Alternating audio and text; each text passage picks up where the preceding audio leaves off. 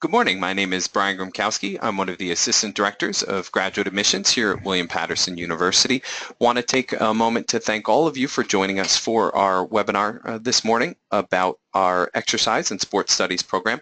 I'm joined here by Dr. Gordon Schmidt, who is our program director, and he's going to speak at length about the program, walk through the different tracks that are available for students, talk about the program, the facilities here. He's joined by some of his colleagues as well, which who he'll introduce in just a couple minutes. But just wanted to walk through just a couple quick things before we start with the formal part of our presentation.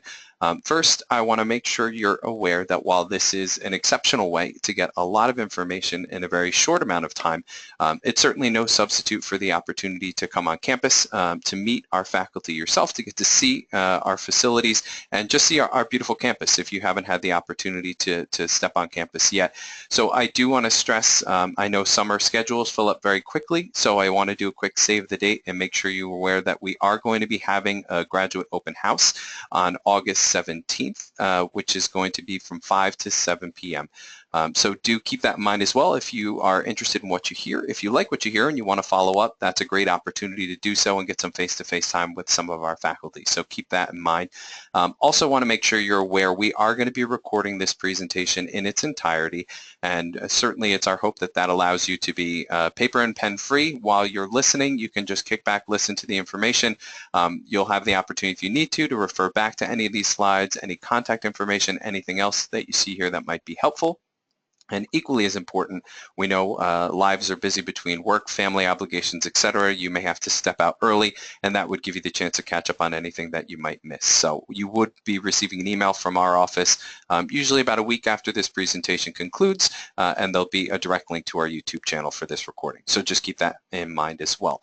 But certainly I know you're not here to listen to me babble away. You want to hear what Gordon has to say about his program. So without further ado, I will turn it over to Gordon. And the last thing I will mention is if you have any questions, type them in the chat box, and Gordon and his colleagues will address them at the end of our presentation. So Gordon, take it away. Good morning, everyone. My name is Dr. Gordon Schmidt. I am the outgoing program director for the graduate studies in the Department of Kinesiology. Some of you may not have heard that I'll be leaving the university in August, and my duties will be taken over in the interim by the chair of the department, Dr. Kathy Gill, and we'll talk more about that in a moment. She's also with me today. If there are any questions specifically for her, I'll pass the mic over to her, so there might be a delay when we pass the mic over. Second person I'd like to introduce is Dr. Michael Figueroa, who we hope will take over the role of the program director for graduate studies, and again, I'll pass the mic over to him for any of his impressions as he takes over the role. There are three programs associated with this degree. It's the Masters of Science in Exercise and Sport Studies, the General Studies, Exercise Physiology, and Sport Pedagogy. I'll talk about each one specifically and how we have an intention to modify them over the next year. This is a program brochure that we've put up for our students. It was when the program first started, we introduced it, and we were focusing probably 2008 when we began the program on the streams of the exercise science. So we have two photos that depict people running, people lifting weights, and the one in the middle was our sport pedagogy program, having children in various environments and trying to help them with their exercise programs and getting a little bit higher than our undergraduate program. So the difference between the undergrad and the grad is really what people are questioning when they take a master's degree. Why would someone take a master's degree? Why would someone take an undergraduate degree with multiple concentrations? It could be that you're interested in athletic training, want to switch over to physical education. You know, we'll talk about why you would take one program versus another at the undergraduate or the graduate level. So again, here's our agenda for today. I'm making my introduction, and welcome to everyone. The second is the three different degrees, careers and pathways in our particular fields. I do have some examples of students who have been with us in the past and in the present, and we will have time for questions and answers, and in between that I'll ask my colleague Dr. Michael Figueroa if he would like to address something. Let's start with a little bit of an anecdote. These are 3 students from our program who graduated, and each one has his or her own special feature. Starting on the bottom right, Michael Ellers, he came from a music background, and he did our physical education, exercise science, undergrad. Believe it or not, he actually has 2 degrees before he started our master's. He's a creative individual. He's always at the top of his game, high energy, very enthusiastic. So he talked to me one time and he says, well, Dr. Schmidt, what can I do with my degrees? And I said, well, there's so many things you can do. So, you know, I laid out some of the plans for him. One example would be that if you decide to pursue your master's in exercise science, you're a higher professional. A lot of the times people are interested in saying, well, you know, can I be a supervisor of a gym? Can I help in the school systems by being an athletic director? Can I go on to graduate studies? So further graduate studies like a doctorate, or physical therapy, something with that has a doctoral degree. So he planned out his moves, and he decided, well, what I really would like to do is travel. Now, my background is that I worked in Asia for 10 years. I worked in Canada for a number of years, my background, and I've come from Indiana with a background from Indiana University in exercise physiology, but I also worked for the police department there. So Michael's always been interested in, you know, following in my footsteps. So he took a job as a teacher. He's teaching elementary children in China right now, and one of the most interesting things about that is how he infuses physical education into almost every one of his lessons. He's a very strong proponent for physical activity, nutrition, and he always watches his children, takes them out, you know, if he's teaching a lesson in science, he might take them outside for a little field excursion and has them count the number of steps that they take, or goes to the basketball court and counts, you know, looks at angles and arcs and things like that. So Mike is a creative individual. Now we'll go across from him is Valerie DiMartino. Valerie finished her undergraduate degree, and she was a high flyer, and I love these people who have so much enthusiasm. So as a high flyer, she was qualified to be a graduate assistant. We interviewed a number of our candidates, and we selected her to be the one person that we would like to serve in our lab as the facilitator of the labs, and to help the different people who are interested in you know, getting more experience as an employee. So it's very difficult to get into this position because we only have 1 slot that works in our lab. Now, the good news is that we have 2 slots in athletic training, and they work with our graduate assistants in as a graduate assistant in the athletics department. And we've just been recently released for 2 more graduate assistants who will serve in capacities at the university, but not in our lab. So in total, we have 5 graduate assistants. Valerie was selected as one of them. She worked for 2 years with us, and I'll explain a little bit about the graduate assistantship. What she does is she helps our faculty in the teaching of their classes. She wouldn't be assigned a class by herself, but as a facilitator, she might be left on her own to help in the common hour, where she sets up the lab for an ECG, a treadmill test, body composition, cycle ergometer test, go out to the field and help with the anaerobic tests on the track and field. So she's learned quite a bit from that role. She would have to work 20 hours in a week. The starting is from September 1 and goes through till end of June 30th, 10-month employment. $600 a month is the salary at the present time, and all the tuition and fees are waived. So it's a great economic advantage. She probably saves in the neighborhood of maybe $25,000 to $30,000. And she gets an incredible work experience. So when she left us, she started her work with the YMCA in Clifton, and she's tried a number of other items in her career, and she has continued on with her personal training, and she's still the director of fitness, one of the directors at the Clifton Y. We like Valerie because she comes from our program. We ended up hiring her as an adjunct professor. Her specialty is in the aerobic and anaerobic area, so she teaches a course where she can lead our students into some of the aerobic classes, and we hope that she continues on with her education. She's planning maybe to do some graduate studies. Which brings me to the next person, which is Steve Nesevic. Steve, excuse me, I'm going to take a little water here. Steve started in the biology program, and he came to see me one time, and we sat down and discussed this. Steve will tell you the same story as I'm going to tell you. When he sat down at my desk, and he had his degree in biology, and I said, well, what did you study? I asked him a couple of things, and he studied animals and he's studying plants, and I said, well, do you want to study mollusks in the bottom of St. Lawrence? And he says, no, I really want to study about people. And you remember that little analogy of mollusks in the bottom of, the river. And he says, no, I really want to study people, so this is the way that I want to go. Now, to get into our program from outside our major, we currently have some requirements which are on my next page. So I'm going to go over those specifically. But we do attract people as a flexible program, and that allows people like Steve to come in even though they don't have a degree in exercise physiology or teaching physical education.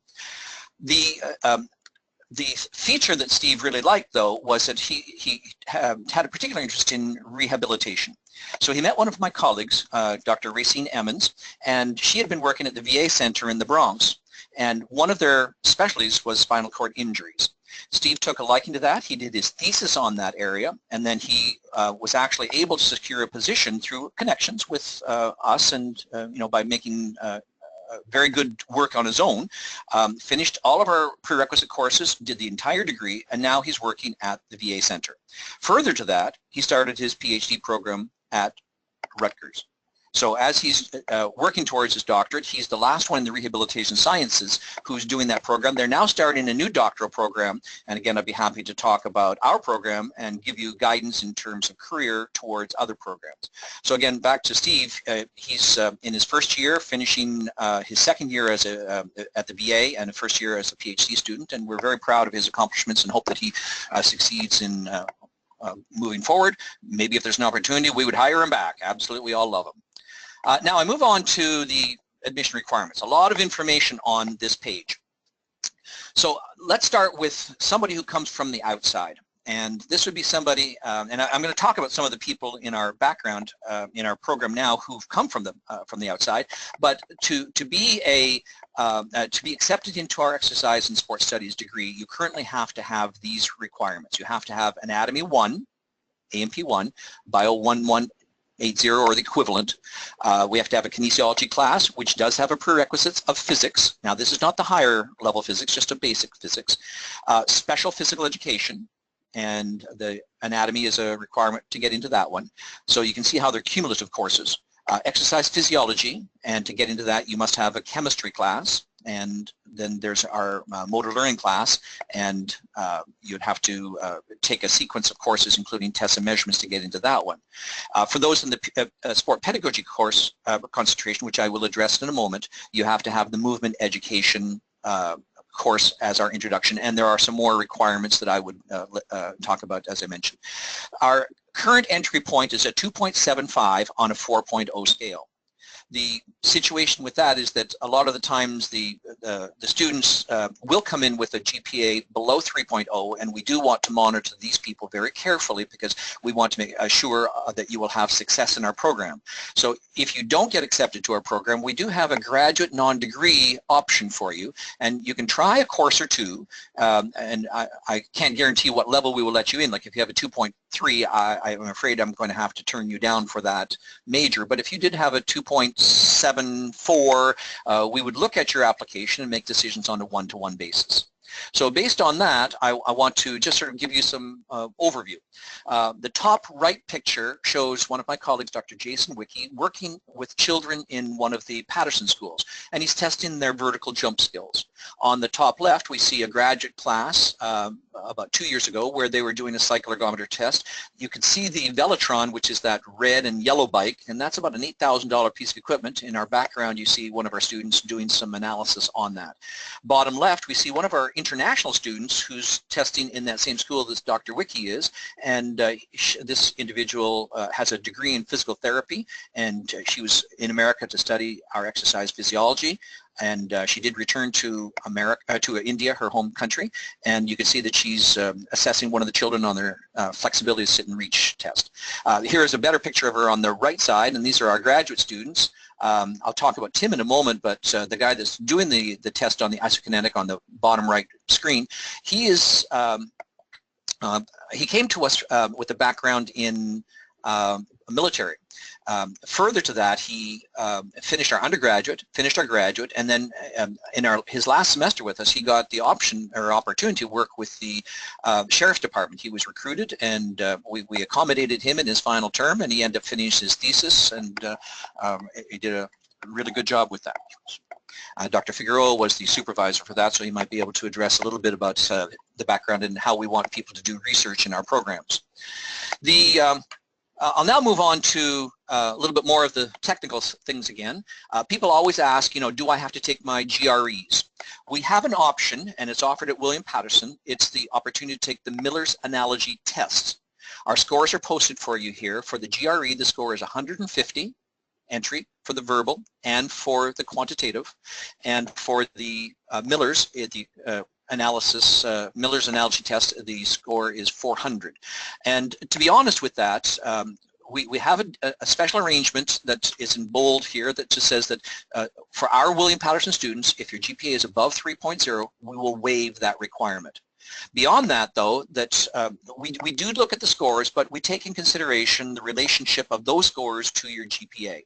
If you have below 3.0 and you did fairly well, then we can take your GRE into consideration.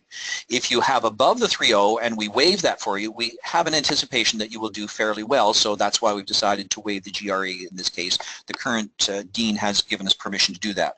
Of course, everything is subject to changes, and we have to keep that always in mind, that that is a current requirement, and in the case where we have to go back, this is our written policy. The next thing I'll address is our personal essay. We want people, when they apply to us, to have to give us a writing sample. This is your opportunity to talk about you. Isn't that a wonderful thing to do? So we're looking for about 1 page, and for 250 to 500 words, talk about who you are. First paragraph, basically, your background, where you've come from, what your degree is, what your special training might be. So tell us in that first paragraph about you. Second paragraph would be, what is it you want to study? Now, we have the 3 options. The general studies would be just, the 7 courses themselves, the core courses, which I'm going to go over in a second, and then we have the exercise physiology, and we have the sport pedagogy. So why do you want to study one or the other? And then the third paragraph is like, why William Paterson University? You have options out there. We certainly are interested in recruiting you, but you should tell us how you think our program fits your needs. We're obviously interested to tell you how our program fits your needs, but it's got to be mutual on both sides. Finally, we would like to we'd like you to tell us anything about your personal progress. If you take 1 or 2 courses per semester, I have one lady who's an adjunct professor at County College of Morris, and she's taking 1 course every term, and we would like her to speed up a little bit, but she fits her courses in around her schedule, and when there's a course available that she can fit in, then we tell her about a year in advance, and she tries to take that very course in the proper term, but she'll probably take 4 to 5 years to get finished. We want 2 letters of reference. Now, in this particular case, I've had people that submit them from non-academics. If you could do it from an academic faculty advisor or professor that you've liked, we really would appreciate that. One of the problems is that somebody that you're working for, maybe as your babysitter, and you're the babysitter, and they might tell you a character reference, but we want somebody who's going to be able to attest to your ability to do a graduate level work. So in most cases, I would call the individual and talk to them before we process the application. If we know them from our school, then they come in and sit and talk to me. But if you're outside the school, we try to give you a call, and that might serve as the personal interview. If we were concerned about anything, we would ask you to come in and give you a tour. Certainly the open houses or the opportunity to request to come into our university and talk about the program one-on-one is the best way to do it. We actually encourage you to come and sit in on a class. Our faculty are very open when we ask them if this would be a good class that you could come and sit in, then we invite you to sit in and talk to the graduate students themselves. There is in graduate studies, as you probably know, a fairly strong emphasis on the research component. So I'll just describe in a brief way my colleague, Dr. Jim Manning, who is no longer with us, but he did a study that involved thermoregulation. We started the study, Dr. Figueroa and myself were involved in this. We put it into a presentation that was made at the American College of Sports Medicine. People were starting in Badwater, California, and there were 7 runners. Each of them had to start their running in the early part of the day, and they ran for 72 hours. They were allowed to stop, sleep in the van, just begin their journey when they were ready. But we had them swallow a pill that that monitored their thermoregulation, like their body core temperature. And as they swallowed it in the morning, the morning might have been, I'm just making this up, probably in the 60s, and Badwater is actually below sea level, and the starting place is probably about 110 feet below sea level, and they started running on this concrete. And as they're coming out of the concrete, it's very hot. They run on the asphalt. The asphalt is very hot. It's so hot that they actually had to run on the yellow highway divider, because that's a little bit cooler than running on the asphalt. As they start getting up into the hills, they probably go 7,000 feet into the hill, and they finish 72 hours later, or hopefully earlier. As we were monitoring them, it was interesting because we had the temperatures from a GPS device, and we also had their feedback because the recorder was keeping inside their body close to their core temperature. People who are hydrated and keeping within their own thermal regulation managed to complete the race. 6 of the 7 completed the race. The 7th person who dropped out, we could see from the tracking of them that their temperature, which normally would be 98 degrees, probably was in around the 102, 103 to maybe even 104 degrees Fahrenheit. So as they started losing their regulation, they also were unable to carry on their performance. We look at these aspects of running and performance, the body's temperature to accommodate these changes, and this became something that was very unique for a study that we conducted, and very proud of the work that went on at William Paterson. We followed up with more equipment, which we can talk about, and maybe my colleagues would talk to you a little bit more about the new building that we're going to be moving into in August. I'll give a small address now to the sport pedagogy. The people who are qualified for this degree come from the physical education background. In order to be admitted to this, you have to have a minimum of 3 years successful teaching. Now that could be simultaneously, that they would take, as you're graduating from undergrad, you start the master's maybe, and then you go for 1 year, 2 year, 3 year, but it has to be full-time employment. It can't be just like, when you're working for part-time, you come in and do substitute teaching. It would have to be in the jurisdiction of a principal who would sign off that you have fulfilled that 3-year requirement. You would have to take 2 classes in the Ed Leadership program through the College of Education, and you would have to have the teaching endorsement, basically the certificate of eligibility and a tenured teacher status at that point. When you finish with those qualifications and our courses in sport pedagogy, you would be eligible for what we call the Supervisor of Physical Education. And that supervisory certificate is offered through the Department of Education in Trenton, New Jersey. Our College of Education helps with the facilitation of that degree, and we've run into some difficulty. We offered the program 8 years ago, and when the program was first offered, we thought we'd have a very big draw from that. Many people would think, I'd like to be an athletic director. In order to be an athletic director, you have to be a supervisor. So to get the supervisor certificate, you have to take our program. We're the only university in New Jersey offering the Supervisor of Physical Education certificate endorsement. And to get to that level, very few people are qualified. So we've had to suspend that program for the time being. Our intention, though, is to modify it so we would now incorporate a sport administration background, and we would change the course load requirement. Instead of having 5 courses, which I'm going to go over in a moment, into possibly the core courses and 2 courses from our major and 2 courses from the Ed Leadership, which would make a total of 3 core classes, 4 concentration classes, 2 electives, and your thesis, which we'll talk about again a little bit down the road. So all of this really shows that we're making progress. We hope to have this program up and running by next fall. We ran into a little bit of a situation this past year, and we would have liked to have had it done a year earlier, but we'll move forward with what we have. We do encourage our students to make presentations. This is another picture of Valerie in making her presentation. She looked at phosphate decrement, which is the creatine phosphate, and how much it decreases when you do repeated sprint. She's presenting at the Mid-Atlantic Regional Conference for the American College of Sports Medicine, and she's very confident when she speaks, and that confidence comes from her public speaking, and all of our courses sort of places an emphasis on the ability to speak and to present research. So here's our program. I mentioned before that we have 3 core courses: the introduction, offered usually in the fall semester, our research methods offered in the spring semester, and then the seminar, which is tied in with the thesis or non-thesis at the bottom. If you're doing the exercise physiology concentration, there are 5 courses. If you haven't taken our program, then this is a good opportunity to catch up on the advanced physiological principles, and for those who have had it, we teach that course from an advanced perspective. We have a nutrition, cardiovascular, and neuromuscular course, which cover the domains of exercise physiology, and then we have one on epidemiology, which is physical activity and aging. That one will be the one that's offered this fall as an online course only. That's the only course in that major and the concentration where we do have an 100% online. It's eligible for anybody in the master's degree to take, so we might have some people in the specialization in sport pedagogy who would also take that. But those courses that are listed there now are currently on suspension. I won't spend much time on them to say other than that we're going to keep 2 of them and merge them into our new plan. The next one, see the formatting's off a little bit on that, but those are elective courses. So my colleague Dr. Kathy Gill, who is with me today, she teaches the psychology of sport and exercise. That course will be offered in the fall, and she'll be teaching that one.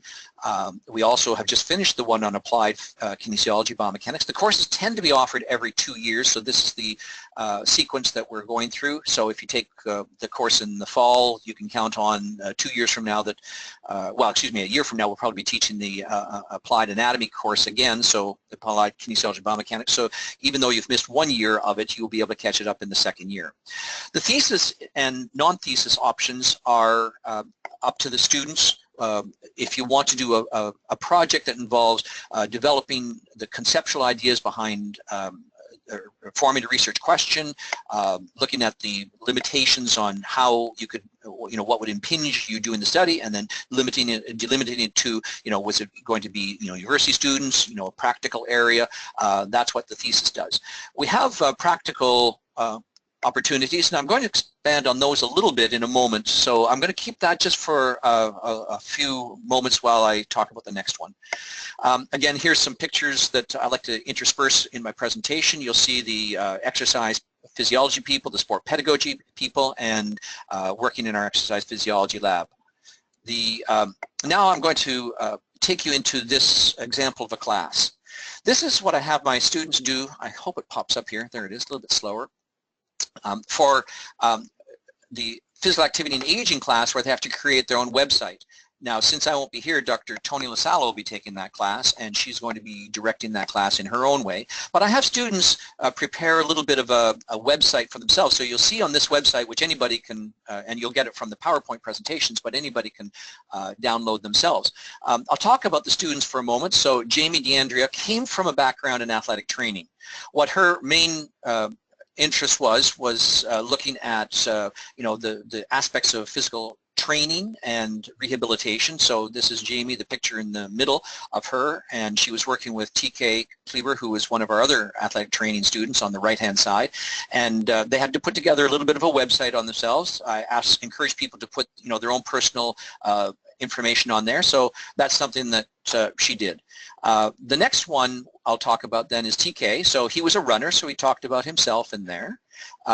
Matt, he was the graduate assistant who took over the role for Valerie, so he's put a picture of himself and his girlfriend. He was also one that was very fortunate to get a job at the VA Center, and that's where he's currently working. Next one, Andrew Moore. He presented a very professional picture. I don't know about the shoulder of the other guy in there, but he looks quite good in this picture, and he texts a little bit about his background from outside William Paterson, and his interest was in professional weightlifting. So this is a picture of him in one of his performances. So I'm very happy that he was able to do that. Orlando came from a business background. I mentioned earlier that I would talk about someone who comes from outside, and Orlando did all of the prerequisite courses to get into our program, studied completely all of our masters, and just finished submitting his thesis on long-distance physical exercise under our supervisor, Dr. Racine Emmons. One more I'll talk about here is Danielle Stackhouse. She came from Howard University, and she took in her interim, like in a winter session, she went down to, I might get this wrong, but I think it was the country of Colombia in South America, and she was working with children with disabilities. So her website talks a little bit about how she was involved in that work. Even though she was involved in our program, she did that as a sort of a passion for herself that she took on. So here, I said also I would talk about the internships. So Danielle finished about 2 years ago, no, I guess it was a year ago, and in her personal internship, I asked the students to record in a blog all of the activities that they do. So anybody who's interested in this can get access to the information that's occurring on a daily basis, you know, or a weekly basis. What's happening for these people? Cole came to us from our undergrad, did our master's degree, and he went to the company called Exos, and he did his internship in California. We have a current student who's doing his work in Exos in Raleigh, North Carolina. Andrew Williams came from our undergrad, finished the program, and did his internship with the National Strength and Conditioning Association in Colorado Springs. And this is a picture of Andrew on the right-hand side with his colleague he met from another university. They attended some seminars together. He talked about his work with the teams. When he was out there, he was assigned to do the junior hockey teams. So they were competing, trying to get into World Cup for hockey, so he was working with them on their physical fitness and training. I tell them to include some personal things. This is a picture of Andrew on his way out to Colorado. He had a little bit of an accident, so you know, throw in what you want about that. Kieran came to us, a very interesting background from Brooklyn College. And when he did his internship, he was working with one of our groups, and I ask people to do an annual training plan to put together an individual training program for people he's working with. He was working at DeFranco's, which is a renowned fitness center, elite training facility in northern New Jersey, some of you may know about. So he posted 10-second clips to YouTube and then put them in his blog. He did quite an extensive amount of work with the facility he was working at, and we're very proud of his leadership qualities and the ability to get work done. His personal information was he ate this hamburger with all the fries, and they gave an award for it. He was going to a seminar up in, I believe it was Boston, and when he did that, he ate that and they got the award. He went back a second day and did it a second time. I don't know if that hits a record, certainly not like the Coney Island hot dog eating contest, but that's a little bit more about our program. So I'll come back to our slides right now, and I won't spend too much time. I've been on for about half an hour, so I will tell you about our current students. Greg, I mentioned. This, you can follow them. Frank came to us from East Stroudsburg, and he's currently working with the Jets. So his internship was very unique, very outstanding. He got the appointment right after spring break in the March term. He's still with us, has one more year to go with us. We don't often let students do their internship before they finished all the coursework, or at least simultaneously with their last term. But we released him to go because this opportunity just doesn't come up every day. When he was working with the Jets, you can read his blog sort of in reverse order, that he was very nervous coming in. He starts at 3:40 in the morning, got up and left and got to work very early. As he's going through his Jets training, you know, he becomes a little bit more confident and his busy week. So as he's talking about that, it's very eye-opening to see how you know, somebody who has a fantastic opportunity to work with the Jets can actually you know, follow up and get good experience. He's probably going to be offered a position there from the way he's described his work. One of the assistant coaches was recruited to go to a university, Ohio University, so that created a position, and if he gets the job, wouldn't that be a marvelous opportunity for somebody who's interested in football coaching to actually get a job working with a strength and conditioning coach with the New York Jets. Alyssa started in the same situation as some of our other students who came from outside our program. Her degree was in health. So when she came from the health background, we weren't, she didn't have a background except physiology. She wanted the background, so we made her take just a few of the extra courses that were beyond what she had taken. And she started working with my colleague in adapted physicalization, Dr. Michael Laughlin, and in the fall term, I'll scroll down to the bottom of this, you can look at it at your own discretion. She started working with children with disabilities. Now these people come to our gym, and they are there was something that was reported in the Bergen Record, and they were putting supervisory responsibilities our students had.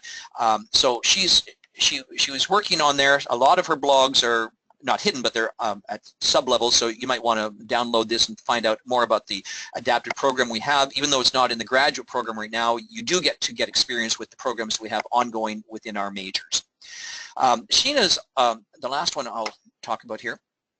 Sheena did the same thing. Is she started with the internship with adapted physical education, working with children with disabilities that come from the Wayne school system, and for the summer session she's now working in cardiac rehab, and she's talking about her experiences week 1, week 2, week 3. She's in the week 4, June 30th, so she's up to date on her blogs, and this is what students are really interested in. What's the possibility of getting jobs at the end of their graduate degree. You are welcome to log into our William Paterson kinesiology page, WP Kinesiology on Facebook, and if you do that, I'm not going to load it up because I didn't log in right now. You'll just see, do you want to join? So you're welcome to click that link as you go through. Again, my colleague is with me, Dr. Kathy Gill, so if you want to specifically ask her something, I'll have to pass the mic over to her. And I'm going to ask now, oh, yes, I didn't put the correct address on that. That's mine, so I'm going to have to change that. So please forgive me before we upload this to the World Wide Web. I'll have to change this. This is my old address. I will be leaving the university in August, as I mentioned. Just a brief situation I would like to mention. The reason I'm leaving is I'm going to be the Associate Dean of Health Professions at New York Institute of Technology, and they have a Doctor of Physical Therapy, Occupational Therapy, Physician Assistant, Nursing, and Health. So if I can answer any questions related to that at another time, we'll take some time on that. You're welcome to contact me one-on-one. So that's what we have for today, and I'm going to now turn it over back to my colleague, Dr. Michael Figueroa. So Brian, if you want to mute for a second while we pass the mic to Dr. Figueroa, he might address a few other things.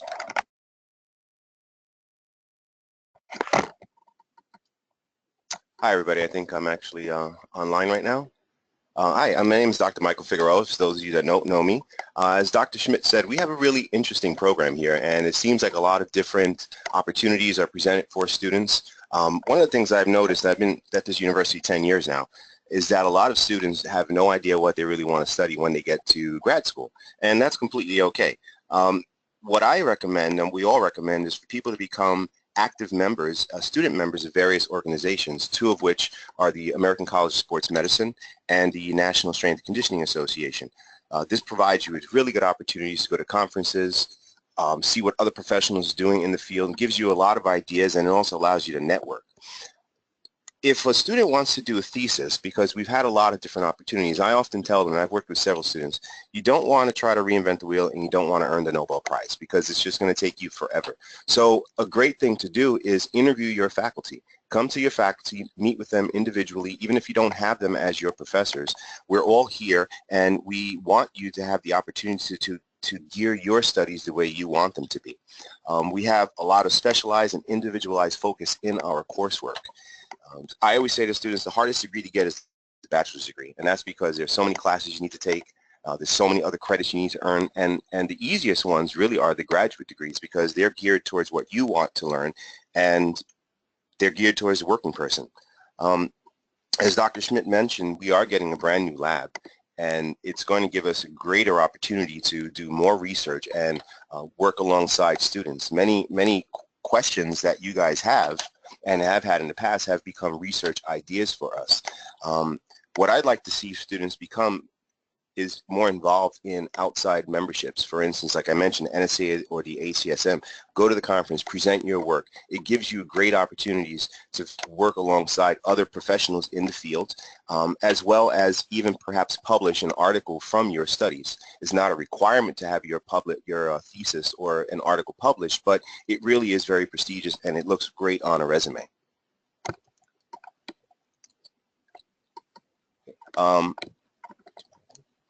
I'm going to pass the mic back over to Dr. Schmidt right now. So Brian, if you could please mute it.